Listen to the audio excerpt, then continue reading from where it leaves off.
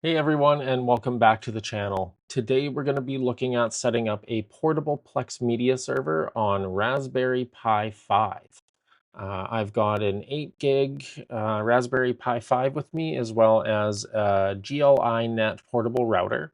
And together we're going to be using this to stream our media while we're on a road trip down to Disneyland this coming May.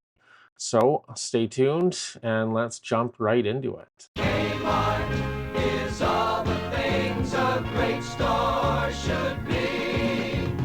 Quality at So the first thing we're going to do is head on over to the Raspberry Pi website, and we're going to download the Raspberry Pi operating system imager. And so to do that, we're just going to head over to Google, search Raspberry Pi imager, and it should be the first thing that pops up for you. And then from there, we're just going to download it for our operating system, whichever one you're using. So I've actually already gone ahead and downloaded that. So what you're going to do is you're just going to choose the device that you have. This will work on Raspberry Pi 4 or 5. We're going to choose the operating system. And for this, we're going to be using Ubuntu Desktop. So we're going to go down to Other General Purpose Operating Systems. We're going to select Ubuntu, and we're going to select Ubuntu Desktop. And then from there, you're going to choose your media storage, which should be a micro SD card and with a minimum available space of about 32 gigabytes. If you don't want to use an external storage device like a USB SSD, then maybe bump that up to 512 gigs or even 1 terabyte if you are feeling brave. So once that is done, you're going to pop the micro SD card into your Raspberry Pi. And I'm just going to go ahead and do that, and then we'll follow along once that's inserted, and I'll show you the boot up process and everything. So I actually figured why not just run through the imaging process, which I have started. Basically, it's not actually installing the operating system on the SD card. It's just putting the installation media on there. So once we boot into the Raspberry Pi for the first time after installing this SD card, it's actually going to run through the installation process, which I will go through with you as it happens. So once this finishes up, we'll jump right into the installation process of the Ubuntu desktop on Raspberry Pi 5. All right, once the writing process is done, it's then going to verify the data that was written to the card, which can be a good thing because the micro SD cards can actually be pretty finicky, especially if you're using a previously used one. Um, it is something that you can skip, but yeah, I do let it run through just to make sure I'm not using a dead card. So once that's done, we'll jump right back in. All right, so the SD card is now ready to go, and I've put it into the Raspberry Pi 5. And I'm actually going to be taking this Raspberry Pi 5 and the router with us on our drive down to Disneyland coming up in May. I actually took this same router and Raspberry Pi with us in May of 2024 when we drove down. And it did work, but I was using Open Media Vault and I wasn't too happy with it. So this time we're going to be using the Ubuntu desktop, and I'm actually going to be bringing a webcam with me, and I'm going to shove it into the dash of the vehicle that we're renting to drive down, and I'm going to live stream the drive down to Anaheim from Vancouver Island. So I'm actually going to be powering the Raspberry Pi for this demonstration using my Ugreen 20,000 mAh 130-watt power bank, and I actually tested it on the Raspberry Pi, and it lasted a full 24 hours, which I was quite impressed by. So I've got everything all set up ready to go. So when I plug it in, we should get some video. All right, just gonna make sure it's plugged into the high power port, and it is plugged in. So I'm just going to get the keyboard and mouse set up because I'm not using SSH. I wanted to keep this as simple as possible.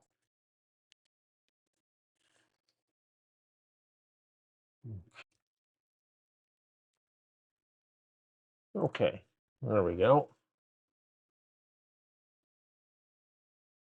All right, so like I said, we have to do the installation process, so we're going to run through that now.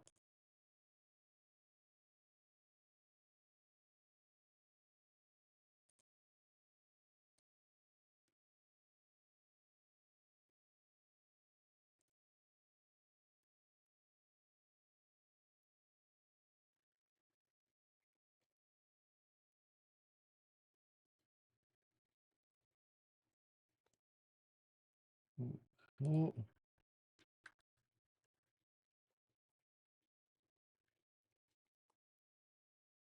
And just for ease of use, I'm going to log in automatically. And this is going to go ahead and install the operating system.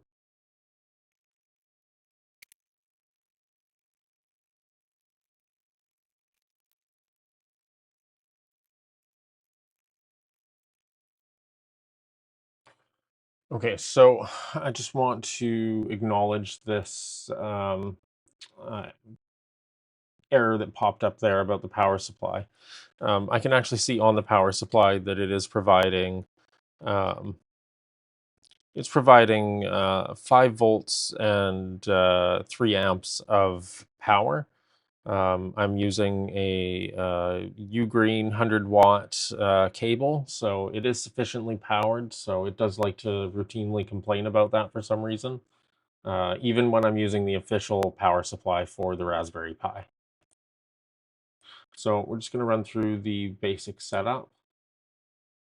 And we're not going to open the App Center just yet. We're just going to click Finish. And we want to make sure that the system is up to date. So we're just going to go to Software Updater. And we're going to make sure that everything is up to date before we go any further.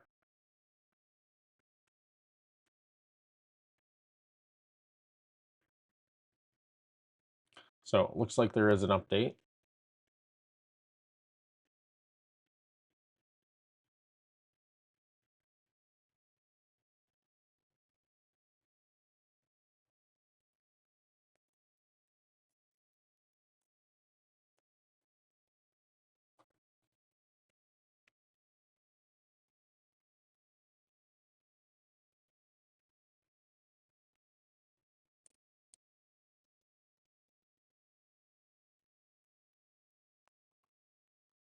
Okay, so there are some system components that need to be updated. So yeah, we're going to go ahead and we're going to end security update. So we're going to go ahead and install that now. And then once that's done, we'll jump back into it. No password. All right, so once that's all finished, we'll jump back into getting Plex Media Server installed. Okay, so it finished updating and it's just booting back up now. Okay, as soon as this boots into the desktop and gets fully updated, we'll jump back in. That'll be ready to go. Oh, there we go. Oh, wrong mouse. Okay, so now that it's updated, we're going to jump over to the App Center.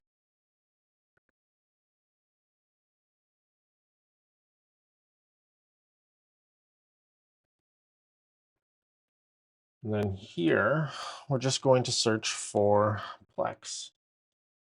And it's actually one of the first that pops up. And we're just going to install. And enter your password.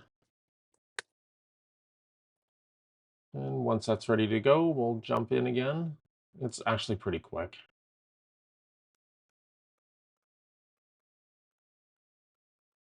Okay. All right, so we'll just go ahead and open it. and it's going to open a browser, and from there we'll continue on the setup.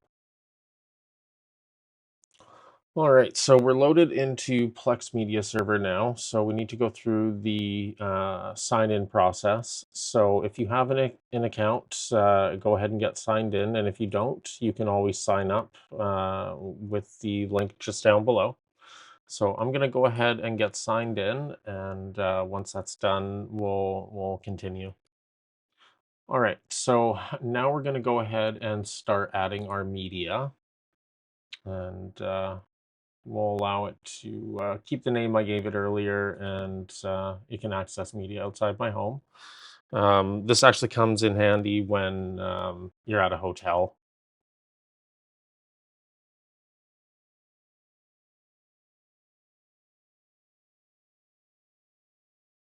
Okay, and now we're going to start adding libraries. So the first thing we'll start with is movies. And we'll go next, and then we'll browse for media. And mount. Where is my SSD?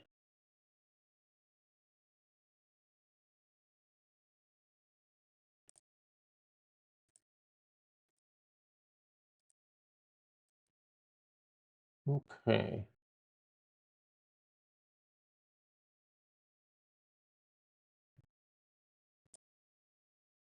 All right, I just got to figure out where my SSD is. I'm not that too familiar with Linux, so or Ubuntu, so let me figure that out, and then once I do, I'll show you.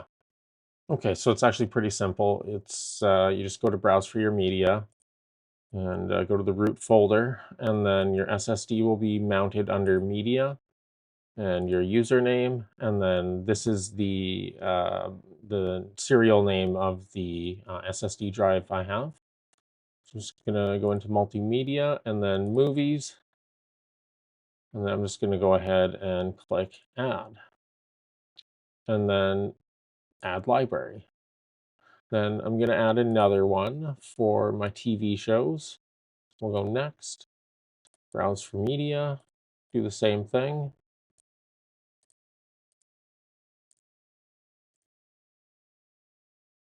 Click add library, and then next.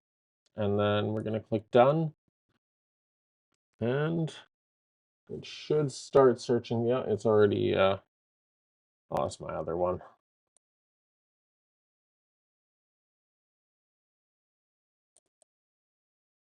Let's see. Here we go. It's starting to find the media now. And then all that's left after it's found your media is you download the application on your phone, or you use a tablet or laptop. And what I'll do is I'll connect to the wireless network that I've created on my portable router. And so that'll be accessible in the car. And then also when we get to the hotel, I'll hook this router up to the hotel's network so that we can use our own network versus the hotel's Wi-Fi, because it's typically not that secure. So yeah, but we like to do things our own way that way. It actually worked out really well for us last year. However, I just didn't like the Open Media Vault software, so I figured I'd switch it up and add some functionality in so that I can live stream, excuse me, live stream the drive down as well. But yeah, that's pretty much it. It's dead simple to set up, and yeah, yeah, I actually I thoroughly enjoy doing these Raspberry Pi setups. They're a lot of fun, and kind of get me outside of my realm. Um, but yeah, all right. If you found this video useful, give a like down below. If you're not subscribed, please subscribe, and I'll catch you in the next one. Also, if you have any questions, leave one down below. I can also do a tutorial on setting up the Open Media Vault. That one's a little bit more hands-on involved, but some of you might find that fun. So yeah, if you have any questions, leave a comment down below, like and subscribe, and I'll catch you in the next one. Thanks for watching, everyone.